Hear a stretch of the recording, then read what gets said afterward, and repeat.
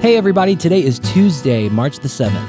I'm Ryan Hill. I'm John Galantis. And you're listening to Clearview Today with Dr. Abadan Shah, the daily show that engages mind and heart for the gospel of Jesus Christ. You can visit us online at clearviewtodayshow.com, or if you have any questions for Dr. Shah or suggestions for future episodes, send us a text to 252-582-5028, or you can also email us at contact@clearviewtodayshow.com. That's right. We want you guys to help us keep this conversation going. You can do that by supporting the podcast, sharing it online, leave us a good review on iTunes, Spotify, anywhere where you get your podcasting content, and we're going to leave a link in the description so you can do just that. Absolutely. And go ahead. I was just going to say, if you're not already, make sure you follow us on social media, Facebook and Instagram as well. You'll find lots of great stuff to share there, as well as the video podcast on Facebook and YouTube now. So make sure if you're not already, subscribe to our YouTube channel and share those videos. I was going to give you a big like setup, but instead just go ahead and read the verse of the day. Sorry, I just made things fall flat. It is what it is. So the verse of the day today comes from Colossians chapter 2, verse 10. And you are complete in him who is the head of all principality and power.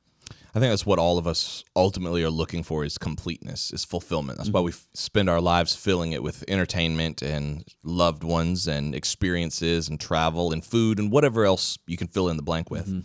But, Paul is reminding us here that you find your completeness in Jesus. Right. I was going to say God, but really it's even more specifically, it's Jesus Christ who is the head of all principality and power. He's the head of everything. Absolutely. It's through him that we have that relationship, that union with God restored. We were created with the desire for the eternal. And when we try to satisfy that with temporary things, we're left feeling unfulfilled and unsatisfied because we were designed for a relationship with God. That's a very deep truth.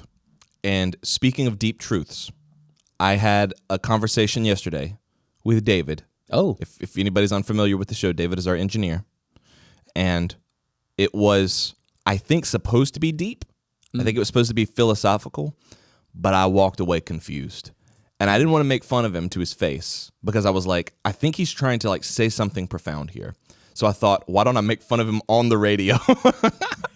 Perfect. But I knew what he was, let me rephrase that. I somewhat knew what he was trying to get at. So, David, I'm going to ask, will you ask Ryan and by extension our listeners, what you were trying to ask me yesterday?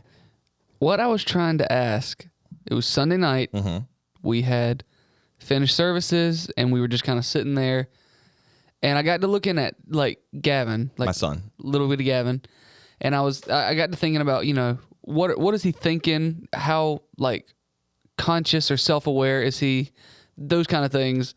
And the thought crossed my mind to ask John, have you ever experienced a moment where you're sitting or you're reading or you're playing a video game or you're literally just doing anything where your mind is kind of turned off, and then you have this moment of snap awareness of yourself, and it's like, okay, I'm David. I'm an eternal soul. I have a purpose in this life, something I'm doing.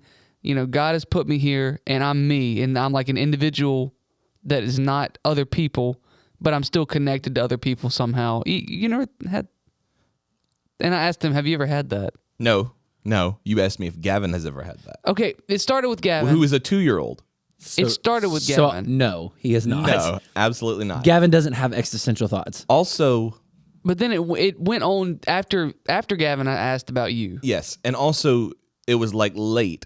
You were very tired.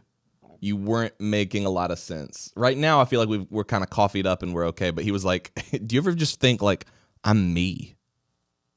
You know what I'm saying? I'm me, and I've got a soul, and I'm playing a game right now, but I have a purpose and stuff. I'm literally David." And I was like, what the heck are you saying? So I have had moments where it just sort of dawns on me I have my own fully formed life. I have a family unit that I'm responsible for, but there are billions of other people in the world who are the center of their own universes. They are the main characters in their stories, and some of them I don't even enter into their thoughts. Yeah. There are people in the world that I have no concept of, and they have no concept of me, but they have this fully formed life with thoughts, feelings, emotions, desires. And they're wrapped up in their own world. There's a name for that. Hold on, I can find it. There's a word just for that. This sudden existential realization, I have my own fully formed mental landscape, but I am maybe at best a third tier character in other people's stories. Yeah. Like here, like while you're looking that up, I'm going to challenge everybody listening on the radio and everybody listening on the podcast, wherever you're listening, just take a second. Sonder. That's the name. When you Sonder? realize that everybody is their own individual Yeah. person, it's called Sonder. Take a second, close your eyes, and then just think about your reality and your existence and who you are, and like, try to have that moment of self-awareness. But don't close your eyes if you're driving. No, especially if you're driving. A lot of people listen to this on their morning commute. Well, I should say. It helps you to have like near-death experience with this. Oh my So- goodness. Yeah, we're not advising you can't to close air your eyes that. while you're driving. Please don't do cannot that. air Please don't do that. I'm tracking with you, David. I understand what you're saying, but I don't think I would grasp that late on a Sunday night. I think I would be like, what are you talking about right now? Yeah. And please stop talking about it. Yeah. Oh no, I guess I was just. No, I think it was fine. I don't think I've ever had that. I typically live my life kind of on the surface with an understanding that there is a God. Of course, he loves me. He's got a plan for me. I have an eternal soul. But it's not like I don't have those moments where I'm like, whoa, the weight of that just really hit me. I would like that because that sounds like a kind of cool experience. Yeah. But you just kind of, I don't know, you just kind of accept it as the truth. And then it's more, it's like I don't really have revelations that the sky is blue. I don't know if that makes me the most spiritual person here. Probably. Oh, It probably does. well. Yeah, I don't really know where to go from there. Hey, you want to just read the question You of would the just day? go to the question of the day. Yeah, That was deep. That was like so- swimming in deep That was water. like 14 deep. Like I'm going to scribble that in my notebook and make a novel out of it later. Question of the day is coming in from Gerald J. And he's asking Dr. Shah, what theologian or preacher has impacted your life and ministry the most? Ooh, that's a great question. Yeah. So we're going to grab Dr. Shah. We're going to answer that question at the end of the episode, so make sure you right. stay tuned. We got a great episode planned for you guys today. But if you have any questions or suggestions, make sure you send us a text to 252-582-5028, or you can visit us online at clearviewtodayshow.com. We'll be right back. Hey everyone, my name's Ellie, And I'm David. and we want to take a minute and let you know how we can actually serve you as you're listening to Clearview today. The Bible paints an extraordinary picture of who we are as a church body. The mission of Clearview Church is to lead all people into a life-changing, ever-growing relationship with Jesus Christ. A huge part of leading people is praying for them. A big reason that Christians have unanswered prayers in their life is because they're not praying. You know, 1 John 5:15 says, "And if we know that he hears us, whatever we ask, we know that we have the petitions that we have asked of him." If you're listening to the Clearview Today show, we want to know how we can pray for you as well. There's a number of ways that you can get in touch with us at Clearview and share your prayer requests, but the best way is by texting us at 252-582-5028. You can also send us an email at prayer@clearviewbc.org, or you can download the Clearview app on iTunes or Google Play. You know, on that app, there's a dedicated prayer wall that helps us to get to know what's going on in your life, how we can pray for you, and how we can take any necessary steps to get you moving in the right direction. Thanks for listening. Now let's get back to the show.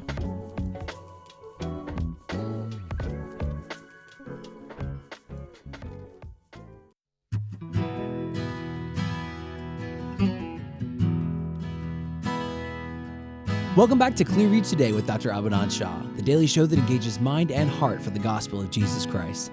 You can visit us online at clearviewtodayshow.com. If you have any questions or suggestions for future episodes, send us a text at 252-582-5028. Dr. Shah, welcome to the studio today. It's good to be here. Glad to have you guys join me again, and you all do such a great job each time. A lot of compliments coming in, and just want to say I'm grateful to you. Thank you so much, Dr. Shah. If you guys are new and joining us for the first time today, Dr. Abadan Shah is a PhD in New Testament textual criticism, professor at Carolina University, author, full-time pastor, and the host of today's show. You can find all his work on his website. That's abadanshah.com. That's right. You know, back on President's Day, I believe it was, many moons ago last week. Blue corn moons. Yes, we began talking about this idea of Christians in the political sphere, in the political realm, influencing the current events with our beliefs, with what we stand for, and that kind of spilled over into other discussions about what that looks like and ways that we can do that. And one of the main ways that we've discussed here on the show, especially around election time, was going out and voting your conscience, voting biblical values, and especially looking for leaders who embody things like integrity. Integrity is kind of a buzzword when we talk about leadership and what it means to be a leader, but we want to dive in today and talk about what integrity truly looks like and how we can cultivate that as believers and as leaders. Well, let's begin by asking that question. Do you think we need integrity in our nation's leadership? Yes, Absolutely. absolutely. We do. And so based on that fact, we need to talk about leadership, about integrity in leadership, because I know we need it in our church setting, in our local setting, but also definitely in our nation's leadership. Now, somebody may say, hey, everybody's human. We all make mistakes. Yes, and you can give people a pass, and you can forgive them of their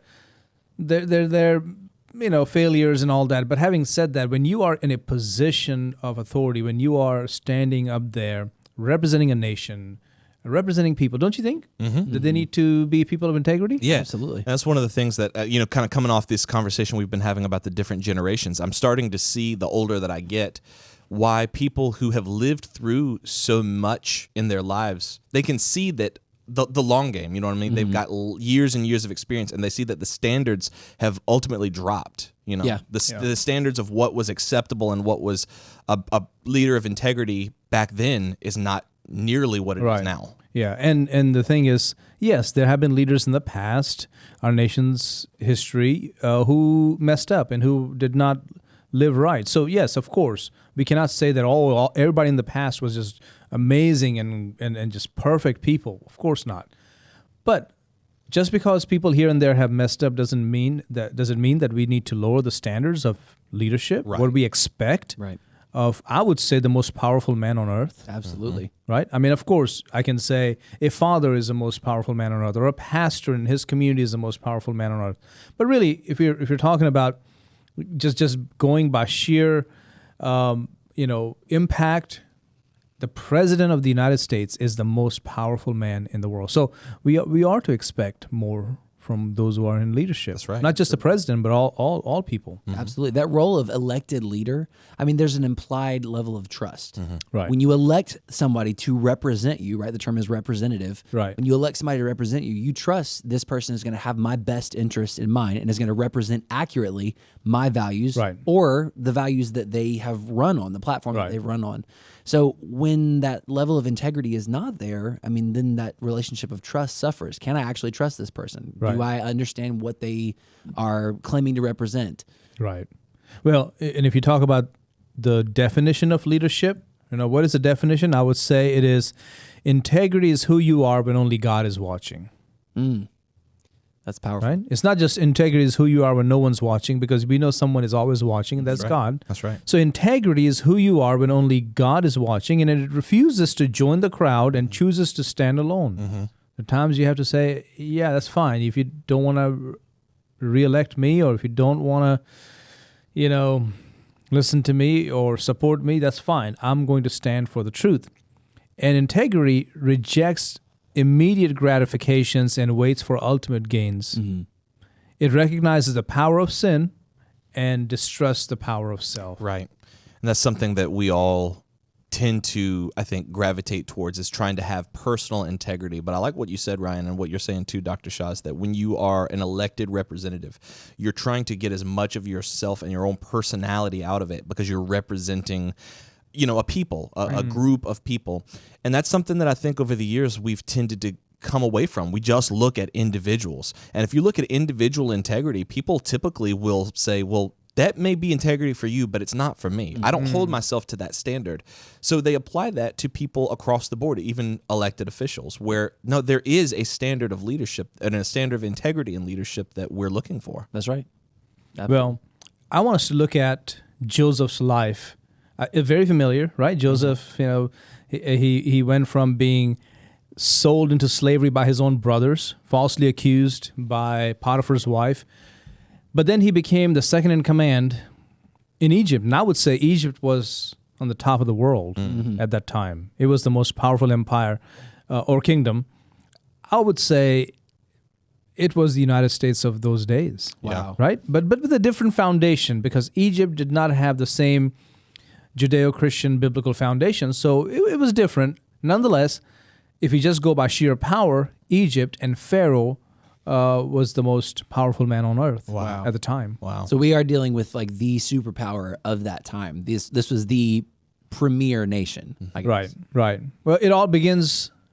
Joseph's life begins with some of the dreams that he was having. Right, his father loved him because he was his son of old age, in the sense that people with time they change and they see life differently, and so Jacob had the sense of oh, this is the wife I was going to marry, Right. But my father-in-law kind of tricked me. Mm-hmm. But here he is. So Joseph and Benjamin, his favorites, and of course Joseph was very, very close to his dad. But here's what began to happen. Joseph started having dreams. If you remember in Genesis 37, verse 5, and he told it to his brothers. Now here's some a lesson. Like, can I take a little rabbit trail here? Let's do it. When you have a dream, I'm talking about a deep, passionate dream that God gives you about something or some purpose He has for your life. Be slow to share that with just anybody. That's right. Because there are people who are dream killers, and they will destroy it. They will tell you 1,001 ways why it cannot happen. Well, Joseph decides to tell his brothers. They hated him even more because they already didn't like him because his father, sort of favored him, and they couldn't speak peaceably to him. But now, the dreams are, what are the dreams? They were binding sheaves, binding sheaves, right, in the field. And his sheaf arose and stood upright, and the rest of the brothers bowed to him. And then he had another dream, and this time the sun, moon, and the stars, 11 stars, bowed down to Joseph. So sun and moon are mom and dad. 11 stars are his brothers. So how do you think the brothers took that? Yeah, they didn't like that.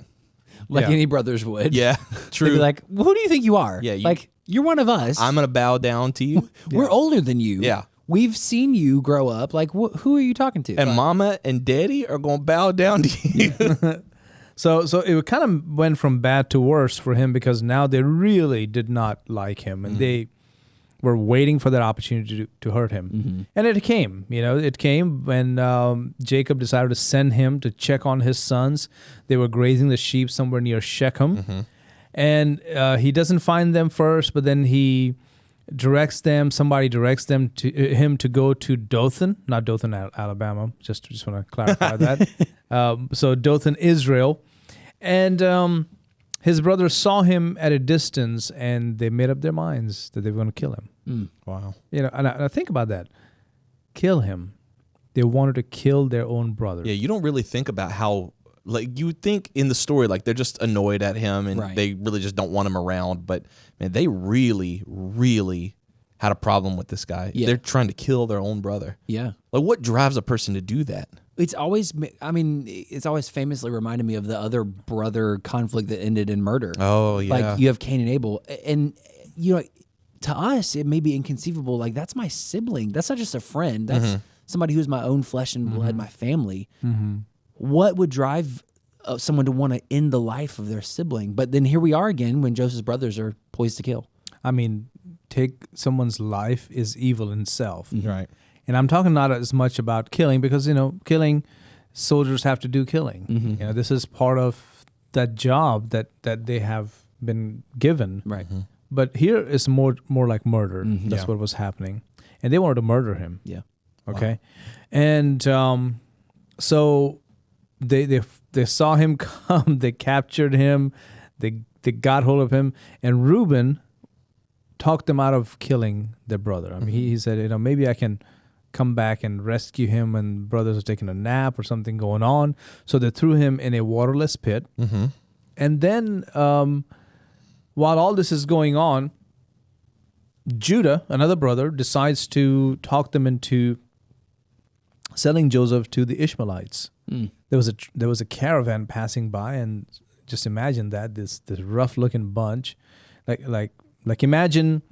No, not all motorcyclists are like that, but because some people just are weekend warriors, just love to go out there and have a good time. But then at one time there were gangs, right? Biker gangs, and stuff. Imagine a biker gang coming by and you're saying like, take my son, take my brother. Yeah, go ahead. Wow, that's what they did. Yeah, that's what they did. Take him. Gosh, how much money? What do you want? Knowing that these guys are not nice. Charge? Yeah, knowing what's about to happen, knowing what they're selling him into, it boggles my mind that envy can get that bad. Mm-hmm. Because I've been envious of people. Like, I know what that feels like, but to feel it that strongly, that's it's like you said, it's almost inconceivable. That's an intense feeling. I mean, it just like is all consuming at that point. Right. Just like all logic and reasoning is gone, and reasoning is gone. This is what I see, and this is the only acceptable solution. Yeah, the person has to die. His life has to end. Right. And then I'll have peace. That's how they're feeling here. That's pretty horrible. Yeah.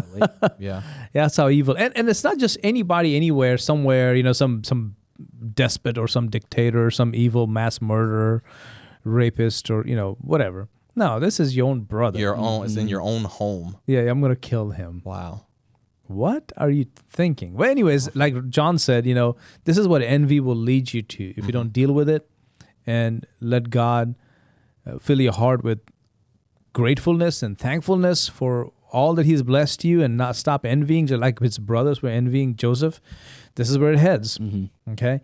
So what happens? He's sold into slavery to a man by the name of Potiphar, right?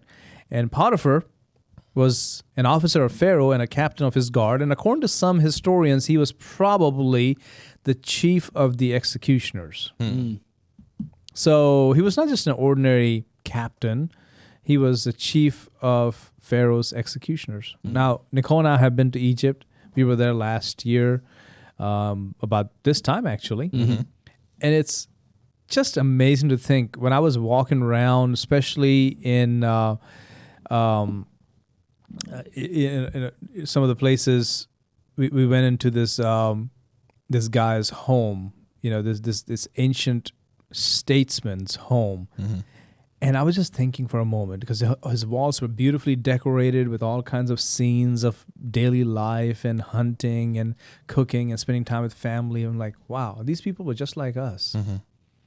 And here was a man who was very powerful enough to take your life. And now Joseph went from being a nobody to being in this man's house. He's walking in. So I could almost picture Joseph walking around in that home. Yeah. I could just see him. It was pretty surreal. So anyways, Joseph found favor in his sight, and the man was so impressed by Joseph that he made him an overseer over everything other than his own wife. Wow. Right? Because that's his wife. Right. Now what happens? When good things are going on, Satan's always there. That's right. Right? And I just want to warn the listeners and the viewers, if great things are happening in your life, just be prepared. Satan's waiting to come and attack. So he did, because Joseph was handsome in form and appearance, Genesis 39:6, and his master's wife started casting, the way the Bible says, cast longing eyes on Joseph. I mean, this is a woman who gives me the heebie-jeebies. Yeah. Yeah. Yeah. It's like, oh, goodness gracious. You're a predator searching for prey. Yeah. You're married to a very, very powerful man, but you want this slave boy. Yeah. Right. You have everything. You have everything over all these people, but it's still not enough. No, you just want to do this because it'll make you happy. Right. Some kind of a conquest for her. Right. And so she begins to tell him, lie with me, as you know. And then his statement is this. He says, look, my master does not know what is with me in the house, and he has committed all that he has to my hand. There is no one greater in this house than I, nor has he kept back anything from me but you, because you are his wife. I mean, think about how he's talking to her. Now, for those of us who may not have gone to Egypt or studied Egyptian culture like I have in the past couple of years, Egyptians valued marriage. In fact, you see in Saqqara, the place that I was referring to just a few moments ago, where this home of this Egyptian nobleman was. He not only had his statue, but he had a little statue of his wife right next to him. Yeah, which tells us, and it was not like multiple wives. Maybe he had them. Maybe he had a harem. He had some concubines. Okay, that may have happened. But in all this architecture, the sculptures that he had of himself, it was him and his wife. It's kind of small, but okay, at least he has that. Yeah. And then there are places in the hieroglyphs and some images on the walls where you see him and his wife's hand is behind him, like she's supporting him. And that's abnormal for the time, like for other cultures. Not really. I mean, this marriage was valued, is what I'm trying to say. Okay. We have an idea, and it just comes from misinterpretations and misunderstandings and lack of historical knowledge. We tend to think that everybody out there was just like running around and having illegitimate sex with everybody, Right. just having multiple wives and doing whatever they want to do. No, that's not true. Okay. Even when you see pharaohs, the pharaohs that had their wives with them, they're sitting right next to each other, Wow. and you can see, one of them is in the Egyptian museum. She has his hand on his back, like this is my husband. Wow. There are some where they're holding hands. Wow. Yeah, it blows your mind. It's like, really, when was this statue made? 4,000 years ago, and wow, they're holding hands like we would hold hands today. Yeah. Nothing new under the sun. Nothing new under the sun. So he's trying to remind her, hey, listen, you are his wife. You can't do that. Don't you understand? I mean, this marriage thing, this institution is very sacred. Yeah. How then can I do this great wickedness and sin against God? Joseph's integrity on full display. Yeah. Absolutely. Because realistically, with Potiphar's wife, he probably could have gotten away with it. Well, that's what he says. He says, my master does not know what is with me in the house. He's saying he's not going to find out. He but- won't know, but he trusts me, and I'm not going to jeopardize that. Yeah. He was a trusting guy. He was he was the head of the executioners, if that's true. Then he was not a dummy. He was a very smart man. Nonetheless, when he came home, he was relaxed. This is my home. This is the only people who get into my home are people I've come to trust and come to, be relaxed around them. My wife, I'm safe with her. This young man, watching his work ethic and his integrity, I'm safe with him. That's how he's feeling. Yeah. But doesn't realize the whole time there are people out there to get him, Yeah. Yeah. starting with his wife. Right. It's closer than you might think. Now, what is very interesting is Joseph, as we all mentioned, and we know this story so well, he could have gone ahead with it and said, when in Egypt, do as Egyptians do. But that's not true, as we just learned about how their relationships were. No, instead of going along with that or taking advantage of the situation or using it to climb the ladder, he said, no, I'm not going to do that. And so one day, as you know, Potiphar's wife found Joseph by himself, and she attacked him, really attacked him. Yeah. And he, just threw off his robe and he ran out of there. And of course, when she did that, Joseph knew this was it. It was going to be his head. And by the way, something I've loved this point. I've shared this before, and I'm sharing it because maybe we need to be reminded of that. I need to be reminded of that when you are in the throes of sin, when you are being attacked by sin, it is not a time for you to sit there and reason with sin, Right. and think about it and pray over it. No. It's time to run. Right. You said that at the very top of the episode, that integrity recognizes the power of sin and it distrusts self. Right. Like, I know I got to get out of here. Right. Yeah, You Because gotta I know get if out I of try here. to reason with this, I'm going to lose. Oh, yeah. And people do that all the time. They reason with it, they justify it, and by the time it's over, they're doing it. Yep. And it's like, whoa, wait. How did you go from there to here? Because you said, yeah, but my situation, how I feel, God understands, and we all make mistakes. And before you know it, you are Yeah. signing off on something that God absolutely does not want. Yeah, every time you take a little step further, what you're really doing is redrawing the line. Right. And so you're putting the line in front of you, say, see, I haven't messed up yet. I haven't messed up. And then I take another step further, but I redraw the line in front of me. So I still haven't messed up until I'm way further than I ever should have been. And that's where it goes back to that definition of integrity that you gave. It's not It's not who you are when no one's watching. It's who you are when God's watching. He's the one that's with you. So it's not still like there. you're going to get away with it. You're not going to rationalize it because God's there. Yeah. I can erase my lines. I can't redraw his standards. Exactly. Integrity recognizes the power of sin. That's right. And distrusts the power of self. Means right. when we start thinking, I can do this, no, you can't. Mm-hmm. And the sooner you can recognize that and the less self-glory you have, the better it is for you. The better it is for you. That's And, right. and I hope someone somewhere listening, or maybe people in this room, or maybe just me, who needed to remember not to trust self. The wickedness is not out there. It's dwelling within me. That's right.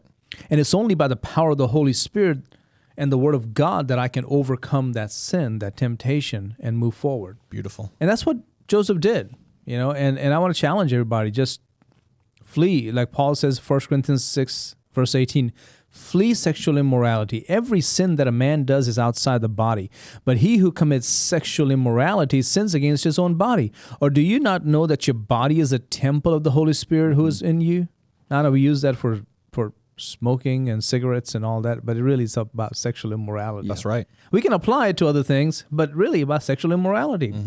So Paul says, whom you have from God, and you are not your own, for you were bought at a price. Therefore glorify God in your body and in your spirit, which are God's. If you guys enjoyed today's topic, or you have questions or suggestions for future episodes, send us a text to 252-582-5028. You can visit us online at clearviewtodayshow.com, and you can partner with us financially on that same website. Every gift that you give goes not only to building up this radio show, but countless other ministries for the impact of the kingdom of God. Amen. Dr. Shah, we had a question come in just this morning, actually, from Gerald J. What theologian or preacher has most impacted your life and ministry? Oh, wow. Well, of course, I would say my father and my father-in-law. Both of them are now in heaven. I'm sure they've met, but they made a big impact on my life. Wow. Yeah. Beautiful. I love That's that. awesome. We love you guys. We'll see you tomorrow on Clearview Today.